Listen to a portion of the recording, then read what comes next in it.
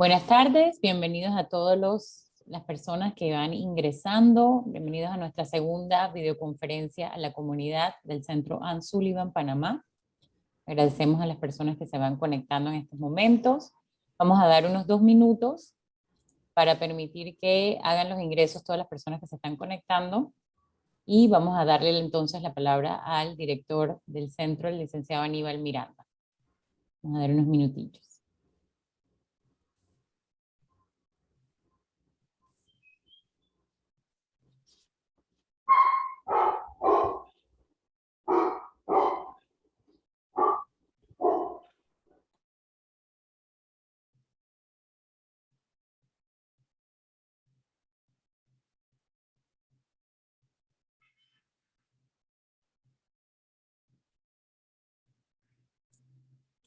Bienvenidos a las personas que van entrando. Vamos a dar unos 2 minutitos, minuto más, para dar chance a que las personas se vayan conectando.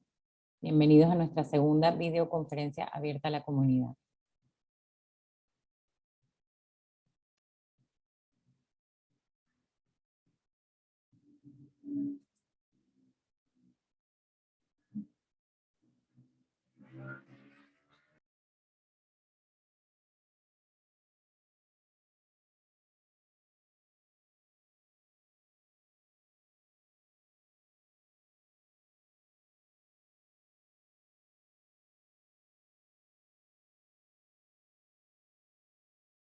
Bienvenidos a las personas que van entrando ahorita a la sala.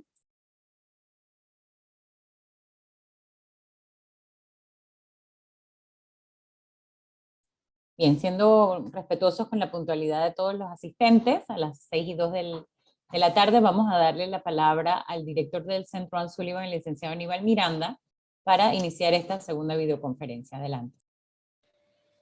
Muchas gracias, Vicky, y buenas tardes a todos. Buenas tardes a la licenciada Dionisia Wright, que es la coordinadora de capacitación del Centro Ann Sullivan, y a la doctora Eva Pérez Almengor, que nos acompaña esta tarde como conferencista. Una cordial bienvenida en nombre de toda la familia Caspán a las familias del Centro Ann Sullivan, padres, madres y tutores que se están conectando, pero también a aquellos que hemos logrado invitar, que nos acompañan, que son fuera del centro.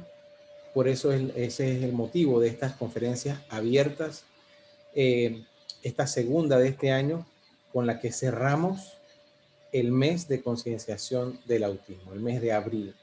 Quiero darle las gracias a todos por estar. No voy a robar mucho tiempo, solo felicitarles por el esfuerzo de estar y le paso la palabra nuevamente a Vicky. Muchas gracias. Gracias. En estos momentos vamos a escuchar una breve presentación de la doctora Eva, quien es nuestra expositora en esta segunda conferencia. Y le voy a pasar la palabra a la coordinadora de capacitación, investigación e innovación del Centro Ann Sullivan, la licenciada Dionisia Wright. Adelante. Muy buenas tardes. Hoy nuestra segunda conferencia, Trastorno del Espectro Autista, un mundo de posibilidades. Para desarrollarla nos acompaña la doctora Eva Susana Pérez Almengor, doctora en Medicina y Cirugía, graduada de la Universidad Latina de Costa Rica, especialista en Pediatría, Universidad de Panamá y Hospital del Niño. Magíster en Ciencias Clínicas con especialización en Pediatría, Universidad de Panamá. Subespecialista en Neurología Pediátrica de la Universidad Nacional Autónoma de México, en el Instituto Nacional de Pediatría de la Ciudad de México. Certificada como neuróloga pediatra por el Consejo de la Academia Mexicana de Neurología, México, Distrito Federal. Diplomado en Electroencefalografía Pediátrica, Universidad Nacional Autónoma de México e Instituto Nacional de Pediatría de la Ciudad de México. Ex vocal para el Centro y Suramérica de la Sociedad Mexicana de Neurología Pediátrica de 2015 al 2017. Secretaria de la Asociación Panameña de Neurología, APANE. Coordinadora del Diplomado en Neurodesarrollo, Colegio Médico de Panamá. expositora en diversos congresos nacionales e internacionales, así como en programas de educación médica continua. Fellowship en Epilepsia, Hospital del Mar, Barcelona, España, 2019 al 2020. Médico subespecialista en neurología pediátrica, Hospital del Niño, Ciudad de Panamá, 2015 a la actualidad. Quedan en compañía de la doctora Eva Pérez Almengor. Muchísimas gracias. Gracias, Dionisia. Nada más antes de que darle la palabra a la doctora, que ya va a iniciar sin más preámbulos, queríamos comentarles que si tienen alguna duda o pregunta, pueden escribirla en el chat, que es el espacio abierto para eso. Y en el último periodo de la conferencia, entonces se va a dar a responder el mayor número de preguntas posible. Doctora, gracias por estar aquí, bienvenida. Y bueno, tiene usted la palabra y ya tiene el permiso para compartir. Bueno, muchísimas gracias a todos.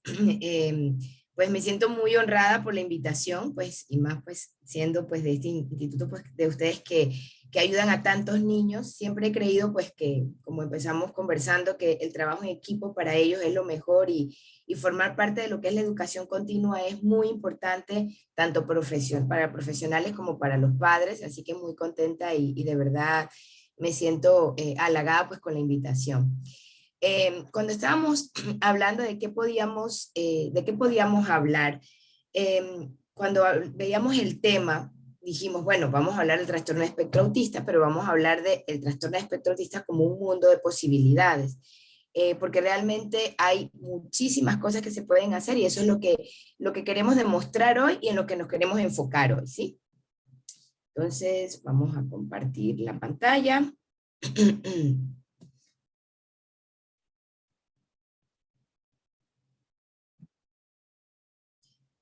Ya se ve la pantalla, ¿verdad? Sí, perfecto. Bueno, en ese mundo de posibilidades, pues vamos a empezar comentando que considero que este no va a ser como otro webinar de autismo o de trastorno de espectro autista como todos los demás, porque no nos queremos enfocar en toda la teoría.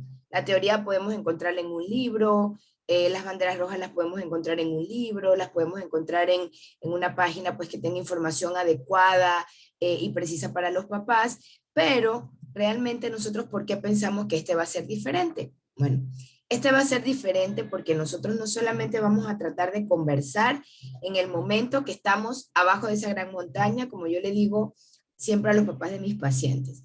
Esto es como si fuera una montaña que nosotros vamos a empezar a subir todos. Y esta charla o este webinar, pues vamos a conversar de que vamos a hablar desde en el momento que estamos justo en este puntito, pero también vamos a hablar de cuando vayamos a este nivel y justamente queremos que nuestro objetivo sea, pues, también llegar a este nivel que es como a esa cima de la montaña. Entonces, por eso decimos que realmente vamos a ser un poquito diferentes en esta charla. Claro está, tenemos que hablar un poquito de lo que es el mismo trastorno de espectro autista. Sé que de esto hay mucha información, pero por lo menos sacar como que los tópicos generales. Es un trastorno del neurodesarrollo que se caracteriza por un desarrollo atípico en esas habilidades de comunicación e interacción social y presencia de un repertorio restringido de actividades e intereses. Y esa palabra restringida va a ser importante que la recordemos porque cuando hablemos de unas cosas más adelante es una frase que vamos a recordar, ¿sí? Entonces, ¿cuándo empieza esto? Bueno, las primeras manifestaciones van a ser en el inicio de edad pediátrica, aunque aquí lo pongo, no siempre es así, porque con los nuevos criterios y desde que ya el autismo, ya no se hablaba de trastorno generalizado del desarrollo y el autismo, sino que ya se expandió a trastorno de espectro autista, hay muchos pacientes que son diagnosticados incluso en la edad adulta. Entonces, lo más frecuente es que sea en edad pediátrica, pero no siempre es así. Va a afectar un poco lo que es el funcionamiento cerebral, causándonos síntomas que van a afectar principalmente lo que es el área emocional, el área cognitiva, la parte conductual. La parte de la etiología, pudiésemos hablar horas de esto, porque realmente yo les podría decir lo mucho que se dice, pero todavía nadie sabe a ciencia cierta exactamente qué es lo que está sucediendo. La mayor parte de la digamos que la etiología que más se sustenta en este momento es que hay un componente genético, ¿sí? Y esto como yo se los demuestro, bueno, porque ya hay muchísimos estudios que yo les pudiese comentar en donde se ha visto una mayor incidencia, por ejemplo, en gemelos que son idénticos, hasta un 77% de riesgo de que el otro gemelo también lo presente. Si son lo que popularmente se le dice mellizos, pues estamos hablando de que hay una coexistencia de TEA hasta en un 31%. Y en hermanos, pues que sean en embarazos diferentes, estamos hablando de un 20%. Entonces, desde aquí ya se estaba hablando, pues, de que sí, la causa probablemente más importante del trastorno de espectro autista es genética. No precisamente quiere decir que sea heredada, ¿verdad? Porque una cosa es ser genética y otra cosa es que sea heredada. Hay un porcentaje que puede ser heredado, porque cuando nosotros preguntamos en la historia familiar, ustedes ven que siempre uno pregunta, ¿y en la familia hay algún niño que también pues tenga trastorno de espectro autista o que usted conozca? Porque puede ser que sea algo familiar, pero puede ser que la causa sea genética y no la haya heredado de nadie, sino que sea una mutación de novo en ese niño. Y para eso yo le muestro esta gráfica en donde pues esto es una aplicación pues en donde se van reportando todas las mutaciones patogénicas de los diferentes genes, que esos genes, ¿qué les podría yo decir? Cuando el óvulo y el espermatozoide se unen, se forma un nuevo ser. Ese nuevo ser trae cromosomas de papá y de mamá. Dentro de esos cromosomas, aproximadamente se han descubierto 23.000 genes. Imagínense cuánta cantidad. Y 23.000 genes ahorita. Porque si yo les diría que hace un par de años llevábamos 20.000 o hace 7 años llevábamos 15.000, pues cada vez pues se van descubriendo nuevos genes y no sabemos cuánto más se pueden descubrir. De esos nuevos genes, lo que se ha descubierto es que el 25% de las causas identificadas de trastorno de espectro autista son mutaciones de novo. ¿Y qué quiere decir mutaciones de novo? Que no hay absolutamente nadie en la familia que lo tenga. No es heredado ni de la familia del papá, ni tampoco es heredado de la familia de la mamá. Simple y sencillamente es como si un gen se hubiese mutado. ¿Y esto cómo lo podemos traducir en palabras sencillas? Bueno, es como si hubiese ocurrido un accidente en el momento de que se unió el óvulo y el espermatozoide, se mutó un gen.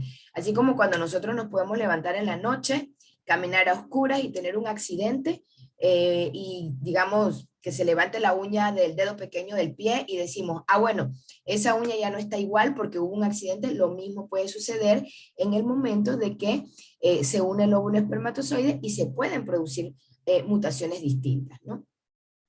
Sí hay una cosa que es una realidad, la prevalencia ha incrementado.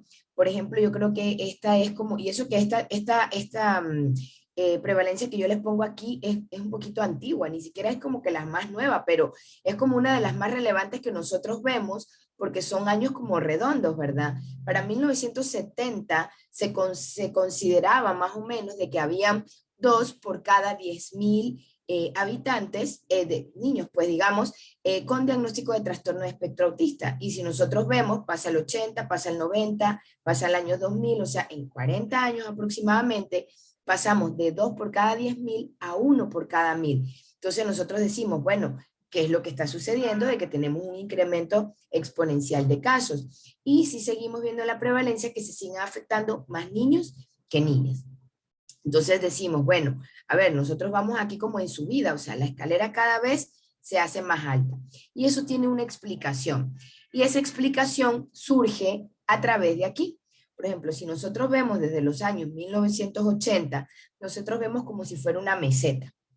Y esa meseta va más o menos en los diagnósticos que nosotros hacíamos, o bueno, se hacían en ese tiempo, de trastorno de espectro autista, en donde la mayor parte de los pacientes se quedaban con un diagnóstico de una discapacidad.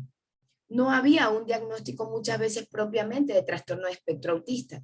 Sin embargo, aquí yo les marco este punto que va a ser muy importante, que fue cuando se afinó un poco mejor lo que eran los criterios diagnósticos, cuando se diseñó lo que es el Manual de Enfermedades Mentales, que es el DSM-4. Y eso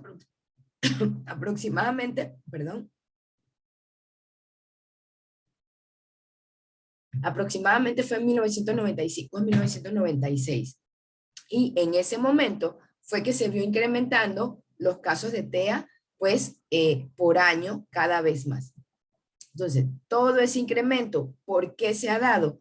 Porque los criterios diagnósticos se han ampliado, porque ahora hay muchas mejores herramientas de screening, porque ahora hay muchas más alertas, hay mucha más educación en lo que es la población, las escuelas, los terapeutas, los pediatras, los médicos generales, o sea, muchísima gente ya sabe lo que es el trastorno de espectro autista. Yo les podría decir que yo recibo referencia desde sospecha de la maestra, que lo metieron en el CAIPI, y ella fue la que detectó algunas banderas rojas. Por ejemplo, sospecha de banderas rojas desde la estimuladora temprana, sospecha de banderas rojas de alguien que conocía al respecto, de una visita al pediatra, incluso sospecha de banderas rojas, ni siquiera a veces del pediatra, póngase, el niño tenía fiebre y lo llevaron al centro de salud y ese día pues estaba el médico general que le tocaba en urgencia. Y dice, pero bueno, es que en el desarrollo algo no anda bien. Mire, le encuentro esto, ¿por qué mejor no va y lo habla con su pediatra? ¿Por qué mejor no se busca un neurólogo? Entonces, realmente la concientización que nosotros tenemos ha hecho que haya mucho más alerta para que cada vez más nosotros detectemos las banderas rojas en edades tempranas. Y también se sustituyeron otros diagnósticos. Ya nosotros no hablamos de por ejemplo, el trastorno desintegrativo de la infancia, que antes se hablaba de ello, ya eso desapareció completamente. De hecho, bueno, ya en teoría el síndrome de Asperger ya no se habla como de una entidad aparte, sino que se habla como parte del trastorno de espectro autista nivel 1, así que pues ya no era un diagnóstico aparte. El síndrome de Rett, que también antes se consideraba dentro del trastorno, ahora ya se consideró que era una enfermedad genética completamente con su mutación aparte, entonces ya era como mucho más específico. Entonces, todo esto, una vez que el DSM-4 se modificó y se hizo lo del trastorno del espectro autista, entonces realmente nos daba muchas más herramientas que permitían afinar mucho más el diagnóstico, ¿sí? Entonces, eso ha hecho pues que los diagnósticos se incrementen. Se empezó a incrementar lo que era el término de las banderas rojas de trastorno de espectro autista. Según el DSM-5, pues digamos que una edad promedio donde las banderas rojas o la sospecha ya pudiese ir tomando forma es después de los 3 años, pero no quiere decir que un niño que tenga 2 años, 1 año y medio no tenga que ser evaluado, sino que hay que ver qué es lo que está pasando en el desarrollo, y es cuando nosotros aplicamos el término de esas banderas rojas de TEA. Siempre yo les explico a los papás que una sospecha de una bandera roja no precisamente quiere decir un diagnóstico, solamente nos dice eso, una bandera roja de que algo anda pasando. Ustedes imagínense que ustedes van a la playa y ustedes de repente ven una bandera roja y dicen, bueno, dice que quiere decir que si quiero meter los pies en el agua, tengo que tener cuidado. No quiere decir precisamente que si yo meto los pies en el agua es que me voy a ahogar, solamente es alerta. Entonces, esta sensibilización con estas banderas rojas realmente nos han hecho cambiar muchos niños en poco tiempo y también hacer diagnósticos mucho más tempranos, cambiando muchos pronósticos. Entonces, para ello, sí, hay muchas campañas de concientización para saber cuáles son esas banderas rojas. Y, a ver un momento.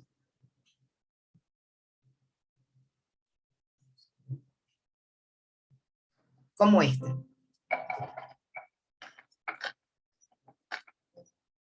Quizás está muy concentrado. Hola, Miguelito. Quizás le gusta cómo dan vuelta las ruedas. Quizás le encantan los camiones. Quizás es muy curioso. La interacción obsesiva con objetos es una de las primeras señales de autismo. Conoce las demás señales hoy. Mientras más pronto se diagnostique, mejor. O les puedo poner otro ejemplo. Mira aquí, mira tu mami. Quizás le molesta tanta luz. Quizás está aburrido. Quizás no puede escucharnos. Quizás necesita más estímulo. Quizás está pasando por una etapa. Evadir la mirada es una de las primeras señales de autismo. Conoce las demás señales hoy. Mientras más pronto se diagnostique, mejor. Entonces, este tipo de campaña que se hace realmente ha llevado a hacer diagnósticos muy tempranos. Yo les podría decir que en mi consulta yo he recibido pacientes de los 12 meses de vida, ¿sí? Y no es que uno quiera alertar a los papás como para algo malo, más bien es hacer las intervenciones tempranas. Tal vez antes se decía, bueno, no dice monosílabos a los 12 meses. Ah, no te preocupes, que es que los niños hablan tarde. Es que el tío habló a los 4 años, tú no te estreses, tú no te preocupes. Entonces, hace mucho tiempo, pues estos niños pasaban por desapercibido mucho tiempo, y una vez que ya las exigencias sociales sobrepasaban lo que ellos podían dar en su lenguaje y en la parte de interacción social, era que se buscaba ayuda, 4, 5, 6, 7 años, y que todavía actualmente en ocasiones podemos encontrar esto. Entonces, realmente este tipo de campañas, este tipo de educación, tanto para padres como para pediatras, como para médicos, para terapeutas, todo lo que nos dedicamos a ver el neurodesarrollo ha permitido una sensibilización temprana y diagnósticos y sospechas tempranas, ¿sí? Esto, por ejemplo, es otra de las cosas que nosotros vemos que tienen algunas características que dicen, bueno, es que todo lo ordena, pero a veces nos dicen, ay, pero es que el papá también es súper ordenado, todo lo ordena igualito. Entonces, muchas veces en este tiempo, cuando esas banderitas rojas uno le encuentra una explicación, pueden pasar desapercibidas, y eso es lo que nosotros no queremos. Y por eso es que se hace tanta campaña en vamos a identificar esas banderas rojas para empezar programas de intervención temprano a ver qué es lo que está ocurriendo, ¿sí? Entonces, una vez que en el momento haya sospecha pues de que hay banderas rojas de trastorno de espectro autista, va a pasar por un proceso en donde tal vez se haga el diagnóstico, tal vez no, porque no quiere decir que todo niño que tenga banderas rojas de TEA va a terminar teniendo un trastorno de espectro autista. Hay una gran realidad a lo que nos enfrentamos nosotros los neurólogos pediatras, y también los pediatras, y todos los que nos dedicamos al neurodesarrollo, que es la sobredigitalización. Nosotros tenemos niños digitalizados, niños que pasan muchísimas horas expuestos a las pantallas, muchísimas horas expuestos a lo que es el teléfono, al televisor, a la tablet, y realmente, pues si nosotros hablamos después del primer año y medio de vida, es cuando hace como esa explosión neuronal, que el cerebro lo que necesita es estímulo para hacer nuevas conexiones. Sí se ha comprobado, y hay muchísimos estudios que demuestran que si hay un niño que está demasiado expuesto a la pantalla, con poca estimulación, sí puede dar un retraso en el desarrollo, que muchas veces inclusive para todos los profesionales que nos dedicamos a esto, nos lleva un tiempo poder dilucidar si es una bandera roja para TEA pura o es que realmente hay algo de digitalización en ese niño. Entonces, una de las cosas que yo le digo a los papás siempre que van a la consulta, una consulta no es suficiente. Una consulta no es que nosotros vamos a sacar un diagnóstico hoy. Nosotros hoy tenemos que identificar qué es lo que nos llama la atención, trabajar en ello, y el tiempo nos dirá qué es lo que nos va a ir presentando. Si el paciente pues no tenía un trastorno de espectro autista, pues irá por otro canal, y si se hace un diagnóstico confirmado, pues ahí vamos a tener que hacer como una clasificación, y yo quisiera explicar por qué se hace esa clasificación. Yo esta charla cuando la preparé, realmente créanme que la preparé siempre pensando en todas las preguntas que me hacen los pacientes en la consulta. Una de las cosas que más les preocupa es los niveles de TEA. Desde que, una vez que el niño se diagnostique, desde que se hizo el DSM-5, se trata de clasificar el TEA dependiendo del nivel de dependencia o de gravedad de síntomas que se encuentra en este momento. Sin embargo, yo quiero que ustedes sepan que esto es una cosa que es totalmente dinámica. En un diagnóstico que a uno le pongan un nivel 3, un nivel 2 o un nivel 1, no quiere decir que así va a quedar para siempre. Solamente nos va a decir a nosotros el grado de intensidad que nosotros tenemos que meterle al manejo y qué tanto grado de dependencia tiene de sus cuidadores o de la parte escolar ese niño en ese momento. Va a evaluar los aspectos sociales, la parte de la comunicación, qué tan severos son las conductas repetitivas o intereses restrictivos que tenga en ese momento, y cada uno de esos se evalúa por separado. ¿Cómo nos vamos a dar cuenta? Pues en cada evaluación. Hay un nivel 3 si necesita ayuda muy considerable, y esto quiere decir que cuando al personal que se dedica a todo lo que son los trastornos de neurodesarrollo llega un TEA nivel 3, ¿sí? Entonces hay que ponerle un poquito más de intensidad, porque me dice a mí que ese niño tiene mucha más necesidad y mucha más dependencia y hay que meterle como si fuera un poquito más intensivo. No quiere decir que no vamos a hacer lo mismo con el niño que tenga TEA nivel 2 o un TEA nivel 1, pero ustedes van a ver que realmente esto es una cosa totalmente individualizada, que muchas veces hay cosas que se pueden sustituir, no precisamente todo tiene que ser terapias todo el día. La escuela nos puede ayudar, la parte de los juegos sociales nos puede ayudar, la parte de la actividad deportiva nos puede ayudar. Todo dependerá en qué momento encontremos al niño. El nivel 2 quiere decir pues que necesita ayuda considerable. Y pues el nivel 1 necesita ayuda, pero pues es una cosa relativamente menor, ¿verdad? Y eso va a ser considerando esos aspectos que yo les acabo de comentar. Tanto los aspectos sociales, como la parte de la comunicación y el lenguaje, como qué tantas conductas repetitivas tiene y qué tantos intereses restrictivos tiene. Porque hay que ver qué tanto está como todavía absorto en su propio mundo o qué tanto yo me comunico con el resto del mundo. Entonces, estos niveles de TEA, yo quiero que sepan, y eso es una de las cosas que yo quiero que se lleven muy claro en esta charla. Esto es algo dinámico, porque ustedes en una cita se les diga que en ese momento el niño tiene un TEA nivel 3, no quiere decir que se va a quedar siendo TEA nivel 3 toda la vida. La intención de que nosotros trabajemos fuerte es que esto se puede ir moviendo, tiene la posibilidad de mejorar con la terapia. ¿Cuánto va a mejorar y en qué tiempo va a mejorar? Es lo que nosotros realmente no sabemos y no es algo que alguien le pueda decir porque el tiempo es el que nos dirá. Cada niño va a llevar un canal diferente y cada niño va a lograr objetivos diferentes. Entonces, esa clasificación nos sirve es para eso, porque digamos, yo les puedo mandar a todas las compañeras de Caspán una nota y no precisamente yo tengo que ver a la licenciada Virginia o a la licenciada Dionisia para decirle, es que yo hoy vi a Juan y Juan tiene esto, esto y esto. No, yo le puedo mandar una notita que diga que Juan tiene un trastorno de espectro autista nivel 2 y la licenciada Dionisia y la licenciada Virginia ya van a comprender de qué estamos hablando y más o menos en qué necesitamos. Entonces, es como si fuera un lenguaje universal. Y esto no solamente lo utilizamos en Panamá, sino que lo utilizamos en todo el mundo. Entonces, una vez que se tienen esas banderas rojas, como ya yo les dije, los niños que fueron solo banderas y desaparecieron, tomaron otro rumbo. Pero ¿qué pasa con los que sí, pues eran banderas rojas de trastorno de espectro autista y llega el momento del diagnóstico, ¿sí? ¿Qué pasa ahora? Esa es la preocupación, eso es como si se volviera todo oscuro, como que hemos llegado a un punto en donde, ¿y ahora qué hacemos? ¿Sí?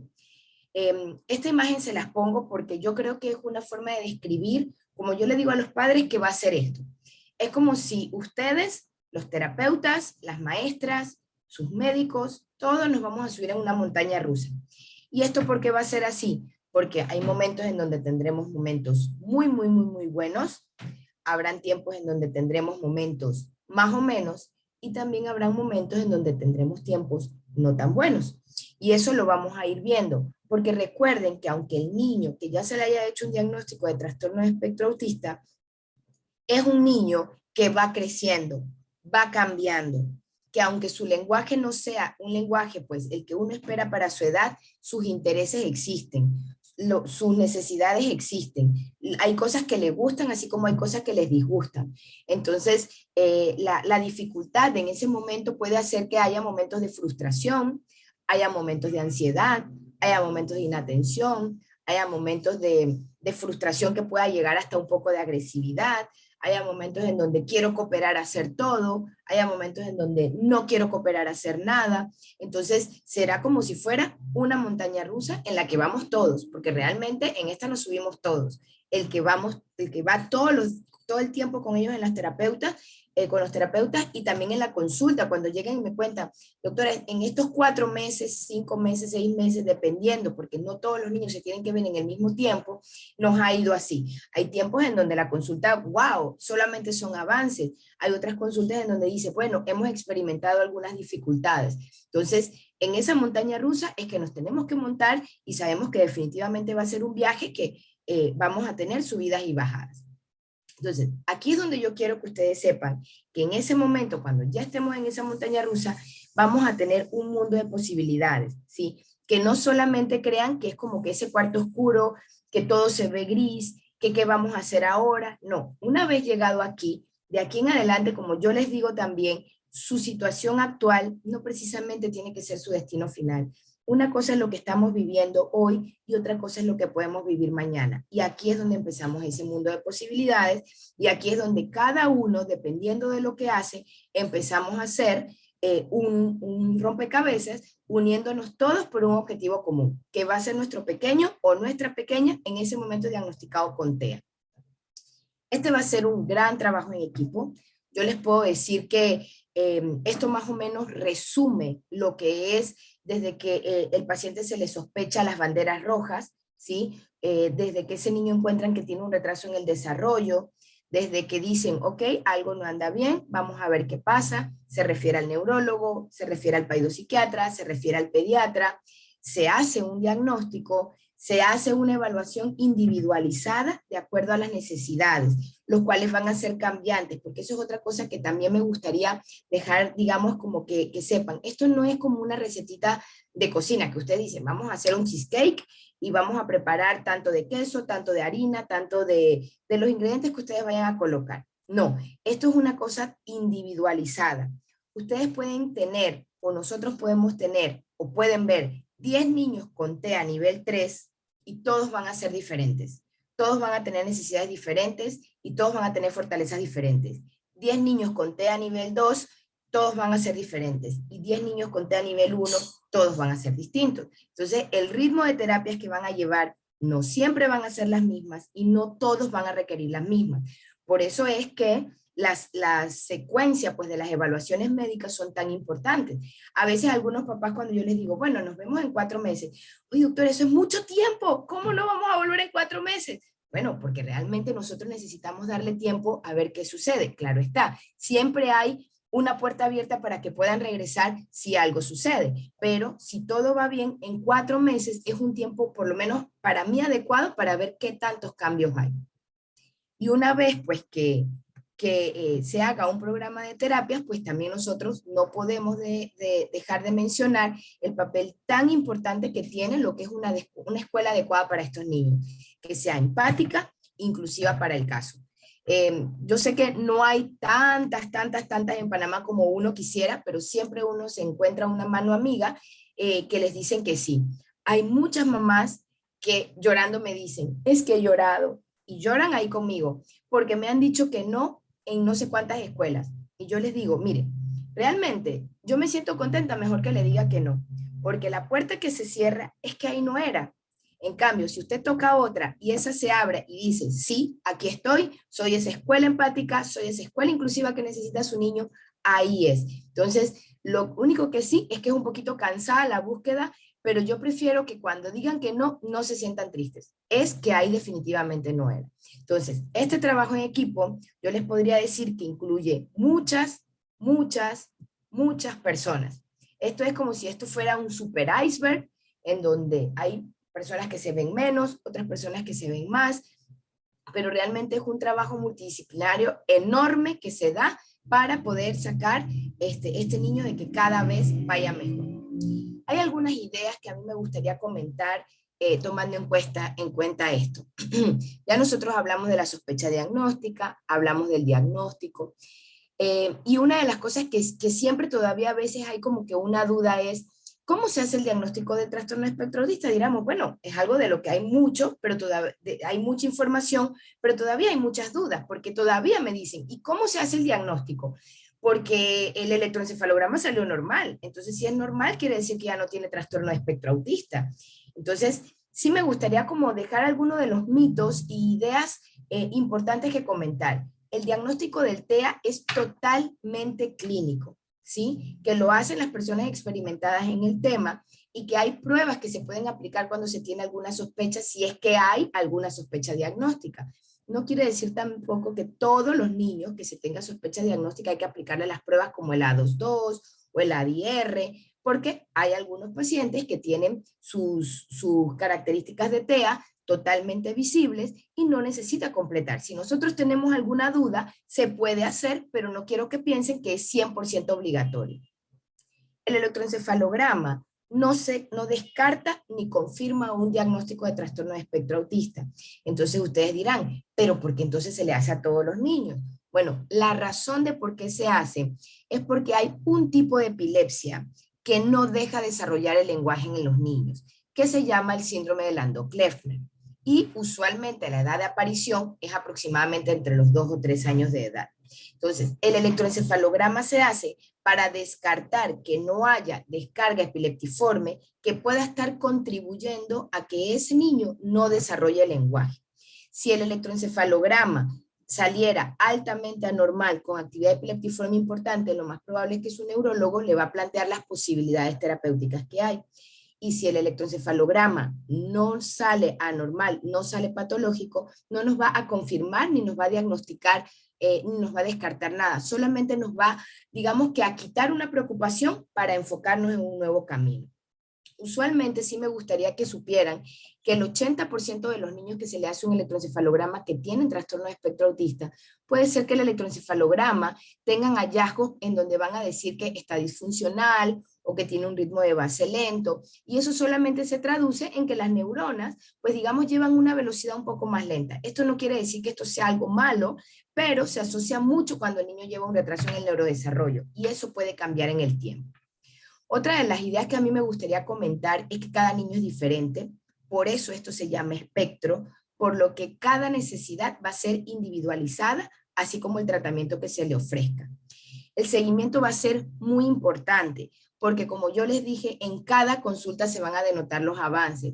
No puede ser que un niño se mantenga 6, 8, 10 meses siguiendo con lo mismo sin que nosotros podamos ver realmente cuáles son sus avances, cuáles son las cosas que hay que fortalecer y en qué cosas hay que reforzar más, ¿verdad? No hay una cura ni un tratamiento mágico para esto, porque realmente el TEA no es una enfermedad. Y otra cosa que lo pongo subrayado en negrita y en grande, no todos los niños que tienen TEA necesitan medicación. Sin embargo, hay muchos medicamentos que sí nos pueden ayudar en el proceso. ¿Y esto por qué? Ya que estamos hablando de medicación, decimos, bueno, pero si la doctora me está diciendo que esto no es una enfermedad, si esto es una enfermedad, ¿por qué estamos hablando de medicamentos?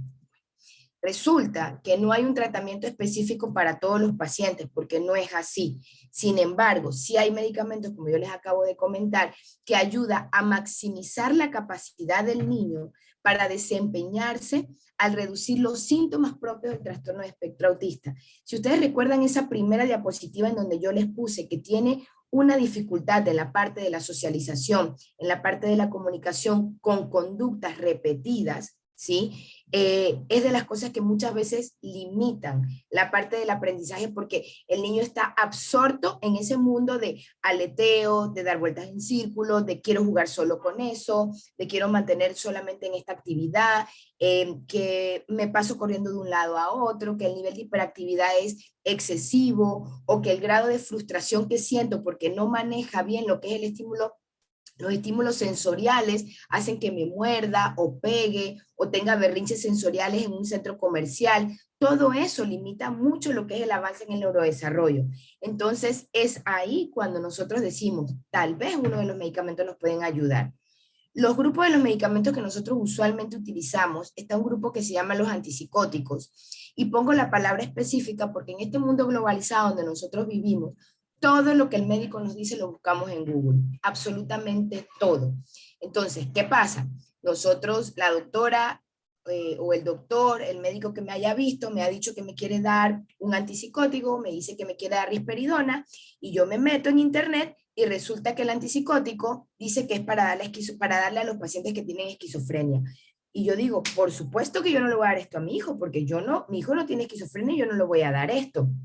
Sin embargo, yo le explico a los pacientes que estos medicamentos a dosis bajas realmente lo que nos ayudan es a controlar la irritabilidad, a controlar las conductas repetidas, a controlar la hiperactividad y a controlar la parte de la conducta. Que si bien es cierto, si una de las indicaciones también a dosis mucho más altas los psiquiatras lo utilizan para la esquizofrenia, no quiere decir que el niño lo tiene, sino que nos va a ayudar en estos síntomas. Otros medicamentos que nos van a ayudar en estos pacientes es a conciliar el sueño o a mejorar los niveles de atención. Yo he visto niños que duermen 1 hora en la noche 1 hora en la noche. Imagínense cómo puede ser la calidad de vida de un niño que duerme 1 hora en la noche y la calidad de vida de los padres y de todo el entorno.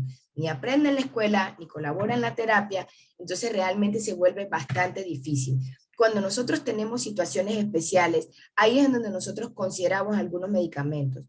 Yo les puedo mostrar algunas, no es que vamos a entrar en los artículos, pero les puedo mostrar algunas evidencias científicas en donde está demostrado que la risperidona, el aripiprazol, los medicamentos como el metilfenidato para la tensión, la melatonina, la sertralina para cuando hay síntomas de ansiedad, tienen buen soporte científico con una evidencia científica fuerte que nos dice que nos puede ayudar en los síntomas dependiendo del niño. Nada más que recuerden que no todos los niños necesitan medicación. Eso será dependiendo de las necesidades del momento. Les quiero compartir un video de una mamá de un niño que tiene TEA, que quiero que también lo escuchen de personas que han experimentado esto y escuchen su experiencia. Yo como mamá de un niño con TEA estoy completamente a favor de la utilización de los medicamentos. En mi caso, Mateo, antes de usar los medicamentos, era un niño sumamente inquieto. A él lo medicaron con risperidona, Respirón. Mateo le costaba inclusive dormir por las noches y después de utilizar risperidona logró conciliar el sueño y poco a poco se fue adaptando sumamente bien al medicamento. Inclusive logró mejorar su conducta y poco a poco sus terapias fueron avanzando y fue mejorando muchísimo también en la parte de integración sensorial. Y hace más o menos como un mes se le introdujo el metilfenidato y el cambio ha sido excelente, ha sido espectacular y lo recomiendo muchísimo. Con esto yo no quiero que ustedes crean que yo les digo que esto es como si esto fuera que hubiésemos descubierto el agua tibia, no. Así como yo les digo que siempre en la consulta para los papás que van conmigo, que ustedes pueden darle acetaminofén a 100 personas y no quiere decir que a las 100 personas le va a ser maravilloso, así mismo son los medicamentos. Siempre van a encontrar a alguien que diga, es que me cayó mal el medicamento. La posibilidad siempre está, pero créanme que su médico nunca le va a recetar un medicamento para algo malo en el niño. Una de las cosas que siempre me dicen es que no quiero que esté tonto, no quiero que esté bobo, no quiero que esté dormido, no quiero que esté como un zombie, no quiero que sea para toda la vida. Estos medicamentos no son para toda la vida. Se toman, como yo les dije, dependiendo de la necesidad y dependiendo del momento. Que si bien es cierto que si dosis altas pudiesen producir somnolencia como efectos secundarios, pues también los que han tenido la experiencia de probarlo, se empiezan con gotitas para ir probando, porque esto no es dosis peso, es dosis respuesta. Yo siempre les voy a, el médico pues siempre le va a ir explicando cómo va a ir incrementando las gotitas hasta que se vaya encontrando ese punto que nosotros logremos lo que queramos sin afectar la rutina del niño. Entonces, todo esto nos lleva a recordar que esto es un espectro, que vamos a encontrar muchos niños distintos, que vamos a encontrar muchas necesidades diferentes, que vamos a encontrar muchas fortalezas distintas, que cada día nos sorprenden más, que nos hacen reír, nos hacen llorar, nos hacen gozar, y que cada día es una experiencia totalmente diferente, ¿sí? Y que el hecho es justamente eso, que yo quiero que sepan que no solamente es hablar de banderas rojas, no solamente es hablar del diagnóstico, que sepan que hay muchas cosas que se pueden hacer, que en el trastorno de espectro autista hay un mundo de posibilidades, que una cosa es lo que hay hoy, otra cosa es lo que puede ser mañana, y que como el lema, que es lo que nosotros estamos utilizando, hay muchos niños que pueden llegar en este rumbo, en lo que es un feliz viaje por la vida, ¿sí? Yo les puedo mostrar, ya para ya terminar en esta parte, hay una artista mexicana que ella ha escrito muchos libros y ella también es caricaturista, que se llama Alejandra Aceves. Ella tiene un libro que se llama Yo Autista y yo le tomé una fotito literal del libro para que ustedes vean el prólogo de lo que ella pone en su libro. Soy Alita, pronombre ella. Nací el 1 de octubre de 1963 y 54 años después me enteré que era autista. Sentí alivio al saber que mis excentricidades tenían un porqué. y que no estaba sola en el mundo. Por otro lado, creo que si hubiese sabido que era autista a una edad más temprana, no hubiera logrado tantas cosas por miedo, por desconfianza e inseguridad, aunque tal vez de haberlo sabido de niña, las terapias me hubiesen ayudado a aprender a relacionarme mejor y tal vez sufrir menos. No lo sé. Desde siempre me he esforzado mucho en todo lo que he emprendido. Esto se lo pongo para que ustedes vean que en el momento de que nosotros tengamos un niño que tenga un TEA, el nivel que les digan, no se queden enfrascados ahí, no vivan hoy sin el pensar qué va a hacer cuando tenga 10, 20, 40 años, porque muchas veces me dicen, pero doctora, ¿se va a casar? ¿Va a estudiar una carrera? En ese momento vamos a vivir el hoy. Lo que quiero mostrarle con todo esto es que realmente ese diagnóstico tiene un mundo de posibilidades y que hay muchísimas cosas para hacer. Y para finalizar, quiero mostrarles este video de esta chica hermosa y preciosa que tiene algo que compartirles. Hola, soy María Gabriela, tengo 23 años. A la edad de 2 años y medio fui diagnosticada con autismo con hiperactividad. Hablé a los 7 años, era una niña con muchos síntomas del espectro, pero no se impidió ir a la escuela y estudiar hasta lograr mi bachillerato. Hoy en día soy creadora de contenido, Instagramer, y estoy emprendiendo en muchos sueños que quiero cumplir. Nunca dejen creer en sus hijos, que tengan expectativa en ellos. Concéntrense en sus habilidades y talentos. Todos somos capaces. Bueno, yo les puedo decir que yo no puedo dejar de erizarme cada vez que he visto ese video desde que me lo compartió, porque fue un favor que le pedí. Creo que, no sé, en todo lo que les pude haber mostrado, ella es el ejemplo vivo de que esto es un mundo de posibilidades y de que hay muchísimas cosas que se pueden hacer, ¿sí? Creo que la relación que tengan con sus terapeutas, con sus médicos, va a ser la base de todo esto. Siempre hagan sus dudas, siempre pregunten lo que necesiten saber, porque un papá con conocimientos adecuados va a ser un papá que va a tomar mejores decisiones y que probablemente vamos a tener mejores resultados, ¿sí? Y bueno, eso es lo que tenemos para compartir y espero pues que haya sido de utilidad y de agrado de todos.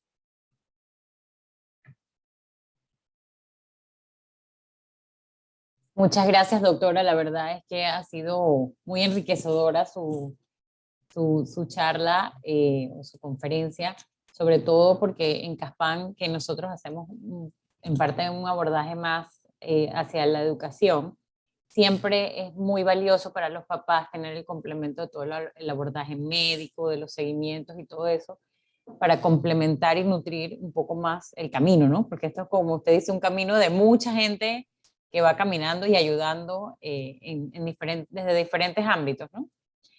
Aquí en las preguntas, que ya los papás están bastante activos en las preguntas, muchos hablan, o sea, son comentarios sobre la dificultad que tienen con la inclusión. Varios comentan lo difícil que es el tema de la inclusión y incluso preguntan escuelas. Me encanta que algunos papás ya responden qué escuelas sugieren, o sea que hay ya sugerencias de algunas escuelas que son inclusivas. Osiris pregunta si la resonancia magnética, ¿en qué puede ayudar a diagnosticar el TEA? La resonancia magnética no nos va a ayudar a diagnosticar el TEA. No todos los niños necesitan tener una resonancia magnética. Será el médico en la evaluación el que decida. Por ejemplo, si en la evaluación nosotros tenemos un niño que tiene una historia de prematuridad, que estuvo en intensivo, es un niño que en la exploración nosotros lo encontramos hipotónico, es un niño que en la exploración nosotros encontramos dismorfias faciales que me puedan orientar a medida que tienen otro trastorno genético asociado, o que el electroencefalograma saliera realmente anormal, eso nos ayudaría a complementar, pero no es una herramienta indispensable al 100% para hacer un diagnóstico ni para descartar. Va a ser un complemento que nosotros vamos a realizar en base a la exploración neurológica que se realiza en el niño. Ok, aquí tengo otra pregunta de Solange Castillo. ¿Qué ejercicios o terapias se puede realizar con respecto a las autoexigencias para que el adolescente sea mentalmente flexible? Bueno, ahí sí les podría decir que yo lo que les diría es que necesitaríamos buscar una neuropsicóloga para que nos diga eso, o psicólogas que se encargan más de eso. Yo no doy terapia, o sea, realmente yo voy identificando y voy diciendo, digamos, dónde deben ir. Ese punto que usted está comentando es una de las cosas de las que por lo menos yo mando a trabajar muchos a los adolescentes, porque como yo les digo, no es lo mismo la terapia que yo puedo recomendar en un niño de 3 años a la terapia que yo puedo recomendar en uno de 7 al adolescente que me llega a los 15. Son cosas totalmente opuestas. Entonces, probablemente esta pregunta de esta mamá que me está haciendo me está hablando de un niño que está más grande, ¿sí? Que está siendo autoexigente y que necesita flexibilidad cognitiva. Entonces, que yo pueda hablar de terapias específicas, no soy la más experta para eso, porque realmente son los psicólogos, los psicólogos entrenados en TEA y los neuropsicólogos los que tienen estrategias y planes de terapias específicos para ello. Entonces, nosotros vamos identificando y vamos refiriendo. Recuerden, como yo les dije, el dibujito, esto es inmenso, o sea, esto es un montón de gente que trabaja en esto. Entonces, la persona mejor sería neuropsicólogo o el psicólogo entrenado que tenga experiencia en TEA. Gracias, creo que eso también responde a una pregunta que hay más arriba sobre qué juguetes utilizar para soltar el apego, pero ya vemos que es un tema más de abordaje del psicólogo. Pero aquí Karen Sea Portillo pregunta, ¿cuál es el papel de un estudio genético dentro del abordaje que se haga del autismo? Bueno, esa es una pregunta bien interesante y es una cosa que hablamos mucho en las consultas. Una de las cosas que a mí me preguntan es, si nosotros mandamos a hacer un estudio genético, porque hay posibilidades de hacer estudios genéticos, ya no son tan costosos, pero hay posibilidades de hacer estudios genéticos, ¿qué beneficios me va a dar? Yo le digo honestamente a los papás, realmente una medicina no me va a hacer darle diferente. Sin embargo, yo como persona de ciencia siempre soy proactiva de que si nosotros podemos saber exactamente qué es lo que está pasando, pues a la ciencia aporta mucho, ¿sí? Porque como yo les mostré una diapositiva en donde ya de todos los diagnósticos genéticos de TEA se ha visto que el 25% son por mutaciones de novo, eso se ha podido llegar ahí porque se hacen los estudios. ¿Sí? Entonces, realmente uno siempre tiene que ser proactivo de hacer estudios genéticos porque es lo que nos va a dar los conocimientos. Ahora bien, siempre yo les digo a los papás, nosotros tenemos que respetar lo que los papás decidan porque el papá es el que decide si quiere saber o no quiere saber. Muchas veces también hacer el estudio genético no garantiza que ahí venga el diagnóstico. Puede ser que se haga el estudio y que no nos aporte ninguna información. Entonces, qué sé yo, si es un niño que no tiene ninguna dismorfia que me haga sospechar que sí es una cosa enteramente genética, uno le puede dar la posibilidad, pero que les puedo dar algunos otros ejemplos. Algunos de los pacientes que tienen diagnósticos como por ejemplo una acidemia propiónica, una esclerosis tuberosa, una neurofibromatosis, o sea, ya que son enfermedades genéticas realmente asociadas al TEA, ahí sí vale la pena porque necesitamos ver, ahí no nada más va a ser el TEA, va a involucrar otras condiciones médicas más que tenemos que manejar. Entonces, depende. Es una cosa que muchas veces lleva hasta una consulta entera hablar de los estudios diagnósticos, pero yo lo que les aconsejaría es siempre coméntelo con su pediatra o con su neurólogo y toma la decisión en conjunto. Esto es una cosa que siempre va a ser en conjunto. Vale, tenemos la última pregunta por temas de tiempo y pregunta José David Quesada, ¿qué hacer cuando el TEA está ligado al CMV? Son unas siglas en mayúsculas, pero no, la verdad no sé a qué se refiere. Tendría que ponerme porque no sé qué es CMV. Sí, bueno. Vale, pues bueno. Si lo pone rapidito el señor José David Quesada, que es el CMV, citomegalovirus. Citomegalovirus congénito. Ya, citomegalovirus, bueno, realmente el citomegalovirus congénito es una infección perinatal, solamente incrementa el riesgo que alguien le pueda decir con certeza que un paciente que tiene TEA fue por el citomegalovirus, no creo yo que pueda decirse con certeza porque no hay una relación estadísticamente significativa que lo indique. Hay muchísimos pacientes que tienen citomegalovirus congénito y no desarrollan TEA. Hay muchas cosas que pueden coexistir y no precisamente quiere decir que sea la causa directa. El citomegalovirus, bueno, sí, ya se sabe pues que todo lo que son las infecciones, lo que es la prematuridad, pueden incrementar el riesgo, pero no quiere decir que porque un niño nazca prematuro precisamente va a tener TEA. No quiere decir porque un niño tenga alguna infección perinatal vaya a tener TEA. Son cosas que pueden incrementar el riesgo, pero que no están ligados directamente como causa-efecto, ¿verdad? Bueno, pues esta ha sido la última pregunta aquí. Cuando se presenta comorbilidad, convulsiones, trastornos del sueño y TDAH o alergia alimenticia, el neurólogo supervisa el equipo multidisciplinario. No sé si es como un comentario o una pregunta. Realmente no sé si es como una pregunta, como que les pueda decir que supervisar el equipo multidisciplinario no es que se supervise. Si hay cosas que comunicar, siempre uno manda una notita. De repente se me ocurre comentarles, hay algunas epilepsias que pueden ser fotosensibles, y digamos que a lo mejor el niño está recibiendo algún tipo de terapia de integración sensorial en donde se utilicen luces que parpadean. Obviamente, si yo como neuróloga sé que mi paciente tiene una epilepsia que en el electroencefalograma me está mostrando que es fotosensible, por supuesto que cuando hablamos de las terapias, yo le diré, entréguele esto al terapeuta porque no podemos hacer terapia de esto, ¿verdad? O, por ejemplo, cuando empezamos una medicación, siempre yo les comento, les digo, es importante que el terapeuta sepa que estamos empezando, ¿verdad? Porque muchas veces ellos son los que nos dan más la luz. O sea, es el que trabaja con el niño día a día y dice, wow, mira, es que hemos visto cambios. O por el contrario, o nos dice, bueno, mira, no hemos visto mayores cambios. Sí, cuando yo les dije lo de los medicamentos, realmente se lo dije no porque de verdad quiero que piensen que con esto se van a solucionar todos los problemas. Más bien es una ayuda importante dependiendo de lo que necesite el niño.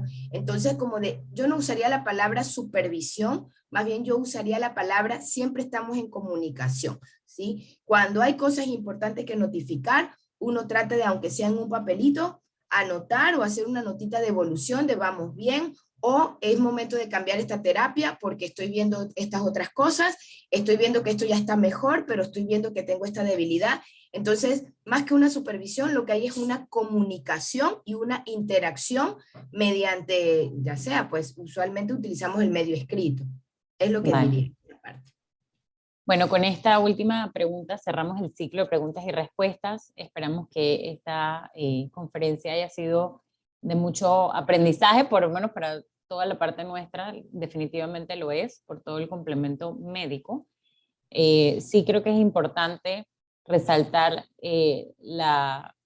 lo vital que es no autoadministrar, porque a veces hay papás que sin consultar con el médico bajan o suben las dosis y a veces eso es delicado, ¿no? Yo lo que le entiendo a usted es que debe ser como una comunicación muy, muy cercana y muy, tanto con el terapeuta como con el médico, ¿no? Siempre cuando hablamos de medicación debe tener la supervisión y el conocimiento del médico detrás. Eso quería como resaltarlo porque creo que es importante.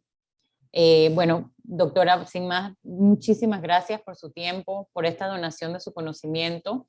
Le voy a pasar la palabra a nuestra coordinadora, la licenciada Dionisia, para hacer el cierre de esta conferencia, agradeciéndole a todos los participantes haberse tomado este tiempo para aprender un poco más sobre el autismo.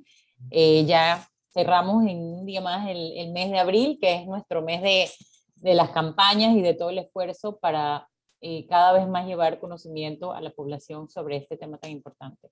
Adelante, Dionisia. Gracias, Virginia.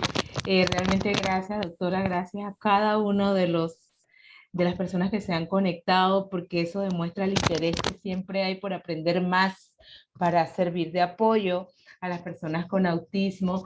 Recordemos que las personas con autismo están todos los días de enero a diciembre con nosotros, que todo este calor y todo este entusiasmo que se genera en abril no se quede en abril, porque hay un montón de profesionales que estamos trabajando para que ese viaje por la vida de las personas con autismo sea llevadero, sea realmente feliz. Muchísimas gracias, doctora, y tiene en Caspán a un equipo de amigos colaboradores. Muchas gracias. En las puertas abiertas siempre.